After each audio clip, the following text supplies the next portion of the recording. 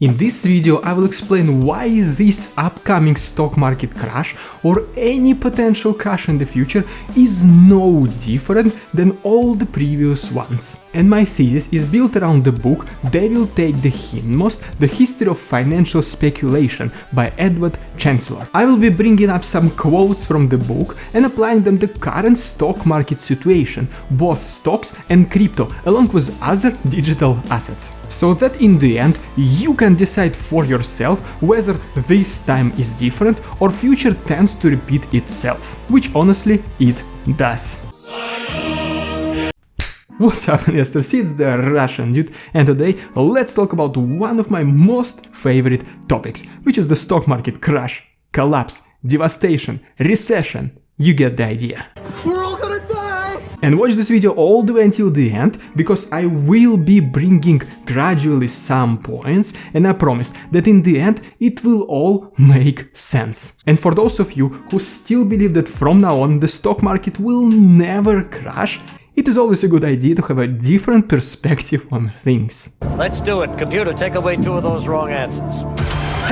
Alright, so Devil Take the Hindmost, A History of Financial Speculation. This book was published in 1999, right in the middle of the dot-com bubble. And it talks about the tulip mania, South Sea scheme, fool's gold, railroad mania, the crash of 1929, and of course the Japanese stock market bubble. This year I invested in pumpkins. They've been going up the whole month of October. And the main idea behind this book is that even though the cause for every crash is different, they're still all the same. There's simply no such thing as this time it's different, or how it is professionally mentioned in the book, although no two manias are identical, they develop along similar lines. Details proliferate, structure abides. No idea how it's gonna be on this couch, first time recording this. Let's go. So, here are just a couple of quotes from the book, which I'm gonna apply to current market situation, and you can decide for yourself whether they make sense or not. Speculative manias typically commence with the displacement, which excites speculative interest. And the displacement may come either from an entirely new object of investment or from an increased profitability of established investments. It is followed by positive feedback as rising share prices induce inexperienced investors to enter the stock market and results in euphoria, a sign that investors' rationality is weakened.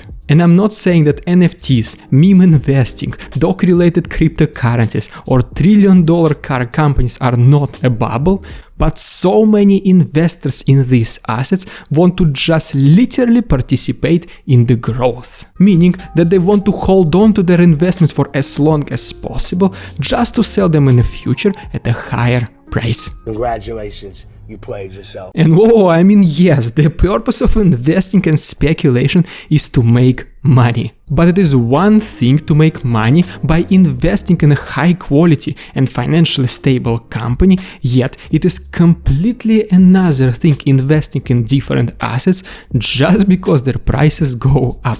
Stocks only go up. And as the book goes, it is yet another common feature of bull markets that as a mania progresses, the quality of stocks that attract speculation decreases. Most companies were mere whims and of little to no use to the world, though they, the projectors, proclaimed loudly their worth and goodness and employ agents to magnify their inventions, just to wheedle in innocent people who were charmed with the novelty of things, purchased the stock, and eventually were robbed of their money. I am never gonna financially recover from this. Doesn't it sound familiar? As you can see, pump and dump existed for centuries. And while in the past artificially inflating the stock price was rather a challenging endeavor, it is much easier nowadays because of the internet and all the other means of communication. And pump and dump is mostly common present in small cap companies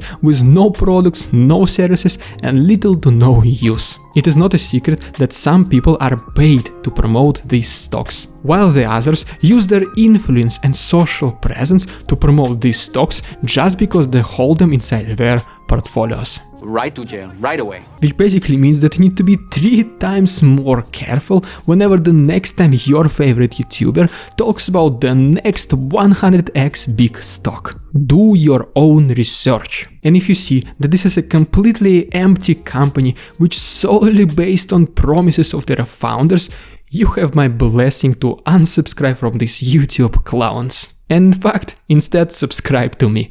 Perfect transition. So smooth.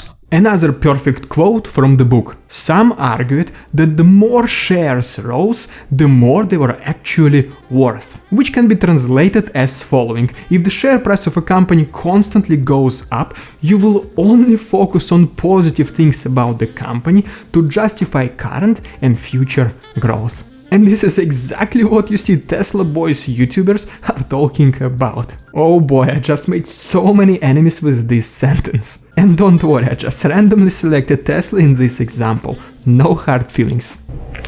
Right now, almost every single video you see about Tesla is positive. Tesla is doing this, Tesla is doing that, Tesla is the best company in the world. And it might be. I completely agree that the company is great. What is ridiculous for me here is that how crazy the valuations are and even more crazier future predictions. Believe it or not, some cultists believe that Tesla will surpass $20 trillion in market capitalization somewhere around 2030s. Always guys, respect the pump. And no matter how much you prove them wrong or how many arguments you bring upon them, you will be always the only one to blame. You will always be this guy who is now FOMOing because he didn't buy Tesla earlier and now blames everyone except him. And I will not be surprised if this video gets more than usual amount of dislikes, even though no one can see them, and Tesla boys will be hating me in the comments for just having my own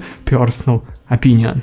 But what I know for sure is that if and when the Tesla stock price will go down in the future by like 70 or even 80%, the tables will turn very, very quickly. At first, the very same Tesla boys will be saying that they are just buying the dip or averaging down their cost basis or that nothing fundamentally changed about the company. But soon enough, bad things about Tesla will arise. People will find anything bad about the Tesla just to justify the share price going down and why they sold their shares.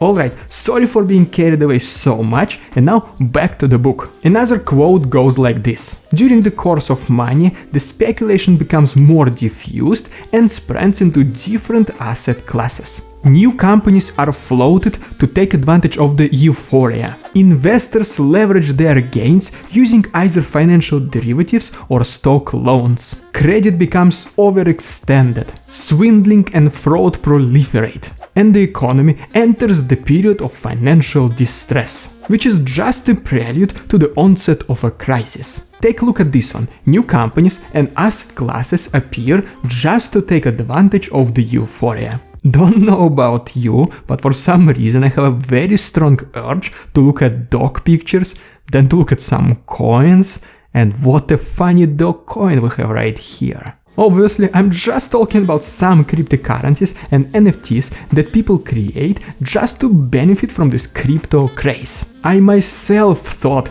that creating a crypto requires a PhD in computer science and some quantum computing. But no, you can literally just copy the code, change the name, change the logo, and you have your very own cryptocurrency ready. Still hard for me though, but you can just watch some YouTube tutorials and you'll see how easy it is to create your very own crypto.